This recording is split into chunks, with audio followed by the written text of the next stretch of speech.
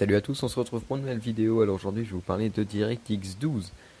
DirectX 12, alors j'ai abordé de nombreuses fois Windows 10 sur ma chaîne, mais j'ai jamais quasiment abordé DirectX 12, enfin jamais vraiment dans le dur.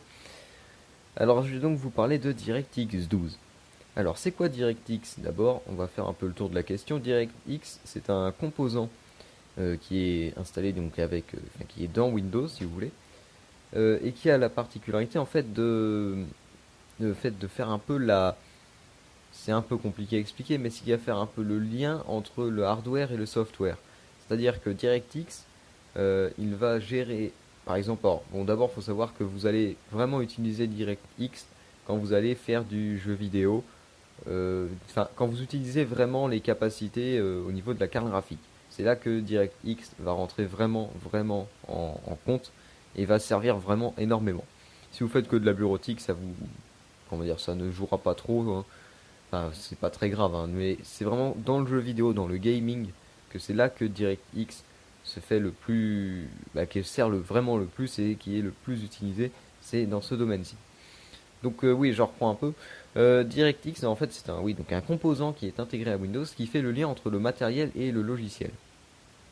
Explication, c'est par exemple lui qui va faire le lien entre votre carte graphique et votre jeu vidéo. C'est-à-dire qu'il va optimiser la façon dont les informations sont transmises au hardware. Et du coup, il va arriver à optimiser la gestion du hardware et donc optimiser les performances. Elle est là l'utilité de DirectX.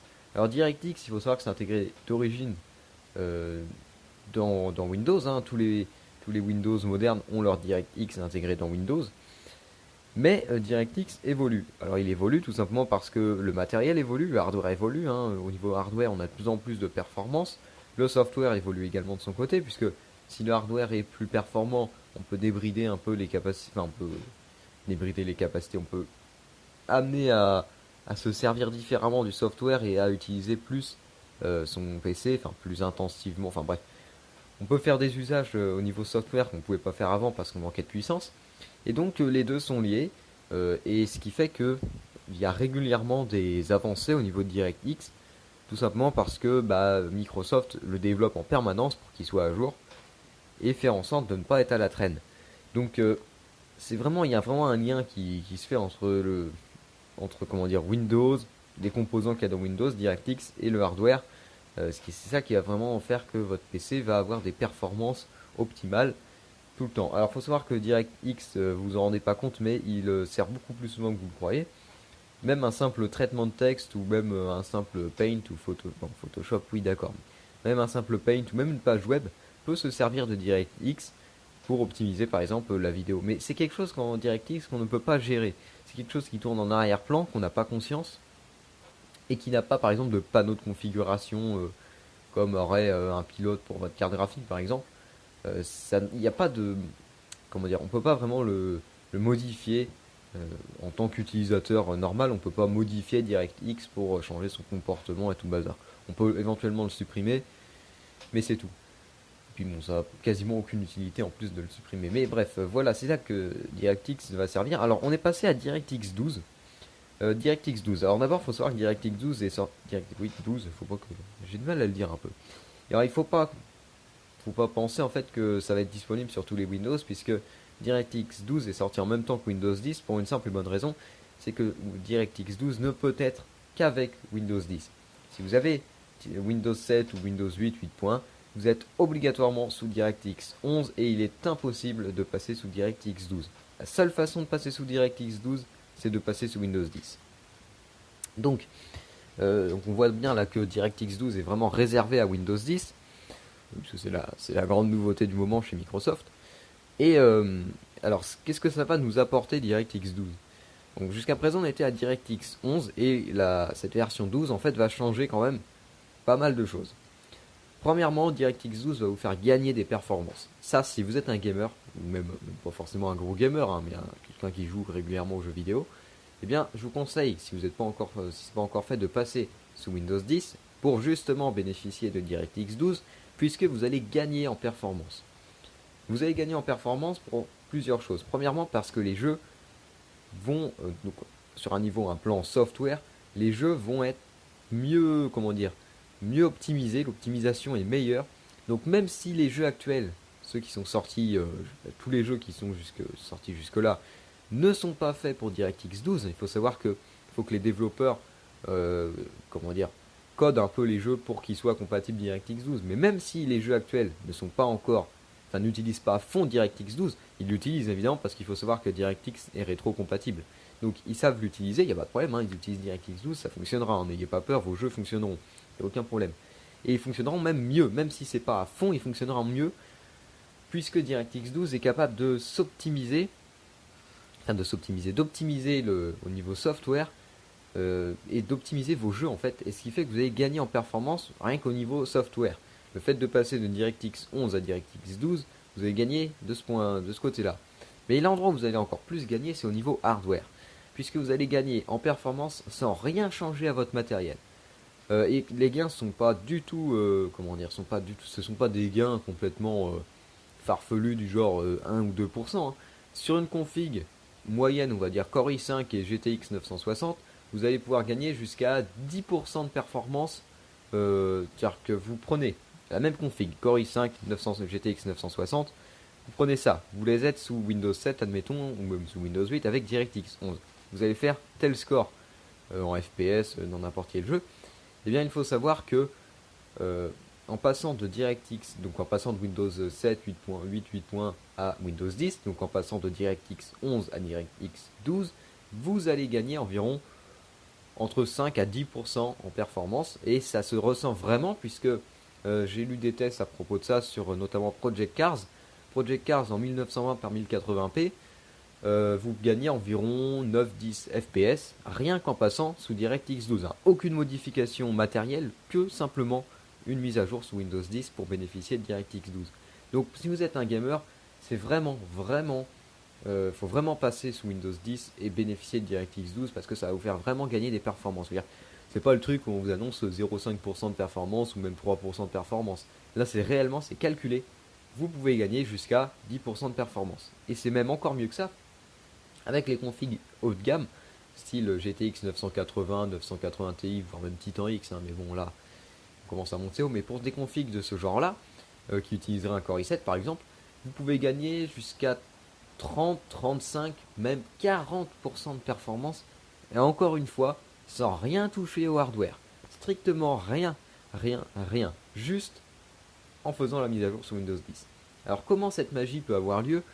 En fait, DirectX 12, il a une grande nouveauté par rapport à ses prédécesseurs, c'est qu'il est beaucoup plus optimisé pour les processeurs, notamment, qui ont un grand nombre de cœurs. C'est-à-dire que jusqu'à présent, DirectX 11, c'était le cas aussi des DirectX avant, ils étaient très mal optimisés pour les jeux pour les applications multicore. C'est-à-dire qu'en fait, DirectX, il gérait en fait le processeur d'une manière très bizarre. C'est qu'il prenait un cœur pour une carte graphique. C'est-à-dire que votre carte graphique avait, A même, hein, si vous êtes encore sous DirectX 11, hein, c'est comme ça, votre carte graphique est gérée par un cœur du processeur. Donc vous avez beau avoir un Core i5 ou un Core i7 avec 4 ou 8 cœurs, 8 cœurs virtuels évidemment pour les Core i7, eh bien vous en aurez qu'un seul qui sera exploité en jeu. Enfin, qu'un seul. Il faut savoir que 70% de la puissance demandée par votre carte graphique au niveau du CPU va passer par un seul cœur. Et les 30% qui restent vont être répartis sur les autres corps. Donc en gros, en jeu, sous DirectX 11, vous avez un cœur qui bosse à 70% et les autres qui se répartissent, les quelques 30%, ça se répartit sur les autres cœurs. Donc c'est vraiment, vraiment mal optimisé de ce côté-là. DirectX 12, lui, il est arrivé et sa grande nouveauté, c'est qu'il gère beaucoup mieux cette histoire de cœur. Il va être capable de répartir la puissance, non plus maintenant sur un cœur et puis on fout plus toute la puissance sur un cœur et puis quelques autres pourcents éventuellement sur d'autres cœurs. Maintenant, on va mieux répartir sur tous les cœurs. C'est-à-dire qu'au lieu qu'il y ait un cœur qui fonctionne à 70%, eh bien on va faire tourner même plus que ça, 2 voire même 4 ou 6 cœurs, même 8 cœurs, mais à 30% par exemple. Donc, comme on répartit la puissance sur plus de cœurs, on a moins de chauffe, le processeur se bride moins et tout, et bref, on gagne énormément en performance, rien qu'au niveau CPU. Au niveau carte graphique également, ça a été optimisé pour les architectures dernière génération, notamment avec les GTX 900, les 700 aussi, parce que c'est quasiment la même architecture. Eh bien, c'est bien mieux optimisé Notamment, ça gère mieux, l'architecture est mieux gérée en fait. Et ça fait gagner énormément en performance. Pareil pour la Fury X, hein, enfin les nouvelles Fury, hein, la Fury Nano, enfin Nano, c'est pas encore vraiment sorti, mais la Fury X, elles sont également mieux gérées au même titre que les GTX 700 et 900. Alors maintenant qu'on a parlé un peu de ce que ça pouvait donner comme bénéfice DirectX 12, faut savoir comment bénéficier parfaitement de DirectX 12. Alors, d'abord c'est facile, DirectX 12, il vous faudra donc Windows 10, mais ça je l'ai déjà dit, pardon, mais pas seulement. Il faudra également une carte graphique compatible. Alors ça c'est pas très gênant, hein.